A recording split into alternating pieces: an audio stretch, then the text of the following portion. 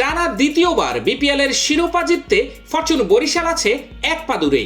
মিরপুরে গত রাতে প্রথম কোয়ালিফায়ারে চিটাগাং কিংসকে 9 উইকেটে হারিয়ে সরাসরি ফাইনালে উঠল তামিম ইকবালের দল। শুধু শিরোপা নির্ধারণী ম্যাচটি খেলাতে সুদূর নিউজিল্যান্ড থেকে তারকা ক্রিকেটার জিমনেশিয়ামকে এনেছে তামিমরা। ফাইনাল খেলতে আজ ঢাকায় এসেছে নিউজিল্যান্ডের তারকা allrounder Jimmy Neesham. Fortune Barishal নিজেদের অফিসিয়াল ফেসবুক পেজে নিশামের নিউজিল্যান্ড বরিশাল দুই দলের জার্সি পরিহিত ছবি পোস্ট করেছেন। ফ্রাঞ্চাইজিটি ক্যাপশনে লিখেছে, জিমি এসে গেছে। শুক্রবারের ফাইনালের আগে জিমি নিশাম ঢাকায় পা রেখেছেন। বরিশাল হ্যাশট্যাগ দিয়েছে সাউদার্ন আর্মি। বরিশাল ফাইনালে কাকে পাচ্ছে সেটা জানা যাবে আগামীকাল। মিরপুরের দ্বিতীয় কোয়ালিফায়ারে আগামীকাল মুখোমুখি হচ্ছে চিটাগং কিংস ও খুলনা টাইগার্স।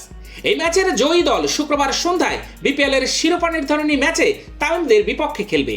এর আগে 31 জানুয়ারি নিউজিল্যান্ডের আরেক ক্রিকেটার অ্যাডাম মিলনেকে নেওয়ার কথা ফেসবুকে জানিয়েছে বরিশাল। বিপিএল ক্যারিয়ারেরই অভিষেক হয়ে যাওয়ার কথা ছিল তার, তবে মিলনে এখনো কোনো ম্যাচ পাননি বিপিএলে। মিলনে নিশাম দুই কিউই ক্রিকেটারকে ফাইনালে হয়তো দেখা যেতে পারে। শেষ ভাগে এসে বিদেশি ক্রিকেটারদের দলে ফেরানো বিপিএলে নতুন কিছু নয়।